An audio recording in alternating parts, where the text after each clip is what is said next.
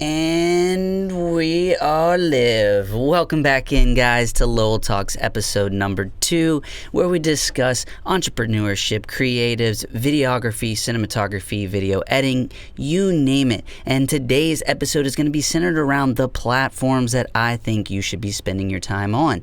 Now, in the first episode, we brushed over just getting started, and rather than being consumers, let's be producers. So today's episode, centering around the platforms you should be producing for, coming up next.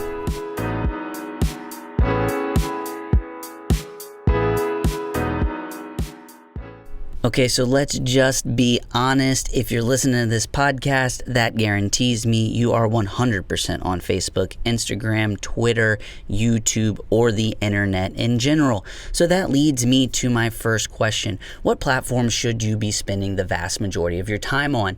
Now, that is really going to be dependent on what your kind of niche market is. Now, let me just start in regards to if you are probably a little bit younger, Facebook's probably not going to be a place you're going to want to spend a lot of time. If you're a little bit older, Facebook could be your bread and butter. And then we jump into Instagram, which currently I actually believe is king for quick growth.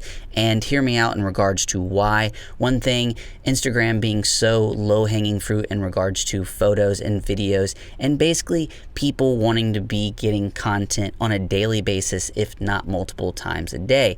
And the reason I believe that it's a valuable piece of content or platform to be spending your time on is I do find in the sheer numbers, people are able to grow significantly quicker on Instagram. Now, myself, I am not actually taking my own advice and spending a lot of time on Instagram, but that is because, like I said, I happen to be a lot more focused on YouTube. That's where I've created the vast majority of my success. So I'm more focused on YouTube and then taking my YouTube products, creating them for Instagram. You're going to find that a lot of creators out there, it's the other way around, or they're just neglecting YouTube as a whole. So as we kind of dive into these 3 mega platforms that we're kind of talking about, we cannot disinclude websites, which I do think if you're a company or you're someone starting to get some traffic, a website can definitely come in handy. But I don't find it actually as a necessity currently, as you could jump on these other ones for free, quickly get rocking and rolling, and honestly get a lot more traffic than you would on a website.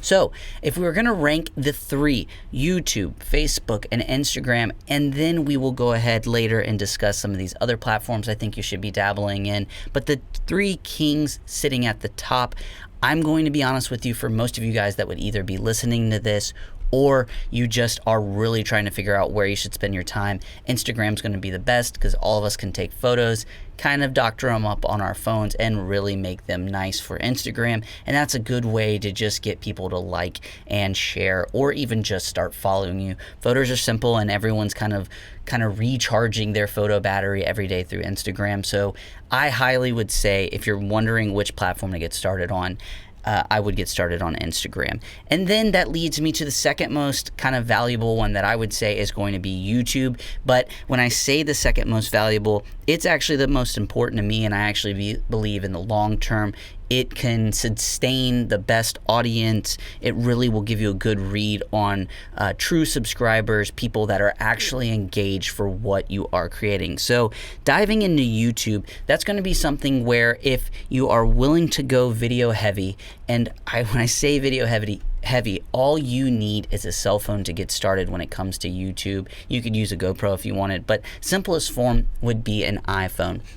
And for video, it's really going to be a couple of things, and you're going to have to find this avenue as you make your way through these different platforms, is kind of what's your niche, what seems to be working for you, and kind of what are your limitations and what are you good at. So let's start with what you're good at. Now, what I come to find is since I come with a video editing background, where I can stand out is actually by creating better quality videos than most people right from the get-go. Now, the personality side is going to be what I think a lot of people bring to the table, and actually is almost the most attractive, because that's just something that is so unique to yourself. So that is one kind of decision I think you need to figure out is, are you going to become a personality, or are you going to lean hard on your actual skills in the beginning? And like I said, I leaned hard on being able to video edit better than the masses, and then I just honed in on getting my personal skills better. So when it comes to YouTube and building an audience, I genuinely think that you're going to get the most authentic results.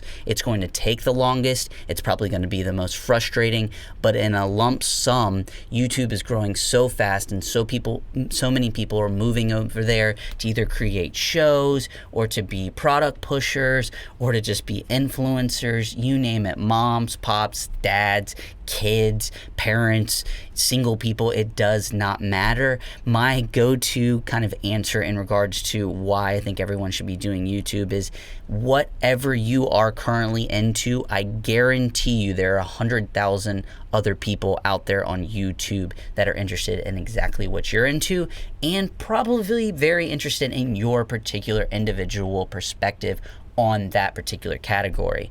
And then as we make our way to the third and final one, which is Facebook, I know a lot of people don't like to hear this, but I do think that Facebook was so easy years ago to grow and grow quickly and to get big views that there's just some portion of authenticity that has actually been sucked away from Facebook. Now, the platform itself is great and its usability is fantastic, but you've been bombarded by so many politics. The views are all strewed, and genuinely, it's all of our grandparents that are on there, honestly looking at baby photos or like past marriage photos, and that's fine. But if you're trying to grow an audience and you're trying to get ahead of the curve, I would honestly recommend that while you should be doing Facebook and you should want to see some growth, either don't get upset by what you're seeing or do not go all in on just Facebook itself, as I just genuinely think that we're going to see a shift where Facebook will really not generate for much or for any people out there that don't already have a massive following. So those are the kind of three giants with websites built in, number 4. And then when we kind of look to the future and we look to new platforms, and I know that I haven't talked about Twitter, and some people that are probably listening are like, you're an idiot, you totally forgot to mention it. Well, the reason that I didn't mention it is I'm definitely not an expert, and I do not spend my time on Twitter. Some of my friends that are creators and actually are seeing a lot of growth keep telling me over and over Twitter is still king, and that is 100% vital to be investing in Twitter. Now, I'm stingy and I can't hop on there. It's so frustrating. So I'm willing to admit Twitter is a giant, and probably compared to the big 3, it's going to be number 1 or number 2. But with my kind of niche being video and cinematography, it's just not a place that I honestly want to spend much of my time, but I know in the future it will come. So that being said, the future of platforms that I think are to come, with Facebook doing a lot of its censorship, and even with YouTube doing some, Gab's going to be an option, Minds.com is going to be an option, and then there's going to be other ones I've even heard of. I think BitChute is one. I am literally just talking off the head when in regards to these platforms. I have dabbled in Minds, and I do have a profile there. It's just Lowell Productions if you'd like to like and subscribe or follow. I forget what they do. But that being said, I just wanted to dabble into the platforms that I think you should be doing, and I think the overarching message that I'm trying to prevail or relay would be Instagram and YouTube are my 2 favorites sitting at the top, with absolute agreement that Twitter is powerful, yet I don't spend much of my time there.